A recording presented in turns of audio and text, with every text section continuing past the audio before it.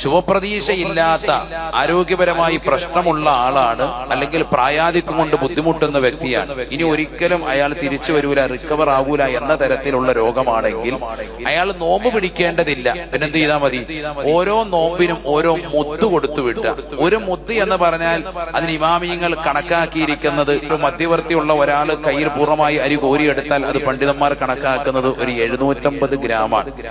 750 gram കുറഞ്ഞാൽ ഒരു 600 ആയിരിക്കും, കൂടി വന്നാൽ 750 ആണ്. അപ്പൊ സൂക്ഷ്മതയ്ക്ക് 750 തന്നെ വെച്ചോളി. അതിനേക്കാൾ കൂടുതൽ തൂക്കം വരുന്ന അരികളുമുണ്ട്. കാരണം ഇന്ന് അരികൾ പല രീതിക്കാണ്. മുത്ത് എന്ന് പറഞ്ഞ് പ്രത്യേകമായിട്ടൊരു പാത്രം തന്നെ ഉണ്ട്, ചെറിയൊരു പാത്രം ഇപ്പൊ നമുക്ക് വാങ്ങാനും കിട്ടുന്നുണ്ട് മിക്കടുത്തും. അത് കറക്റ്റ് അളവ് തന്നെയായിട്ടാണ് പണ്ഡിതന്മാർ പറയുന്നത്.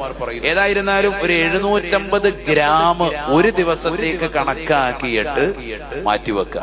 അത് എപ്പോഴാ കൊടുക്കേണ്ടത്? നോമ്പിന്റെ 1 തന്നെ കൊടുക്കാവോ 30 ദിവസത്തേക്ക്? അത് പറ്റൂല. ഓരോ ദിവസവും കഴിഞ്ഞതിന് ശേഷം കൊടുക്കാം, അല്ലെങ്കിൽ റമദാൻ 30 കഴിഞ്ഞതിന് ശേഷവും കൊടുക്കാം. അസുഖം മാറുമെന്നുള്ള ആളുകൾക്ക് മുത്തൊന്നും കൊടുക്കണ്ട, അയാൾ നോമ്പ് അടുത്ത റമദാനും പിടിച്ചു വിട്ടണമെന്ന് ഓർത്തോളൂ.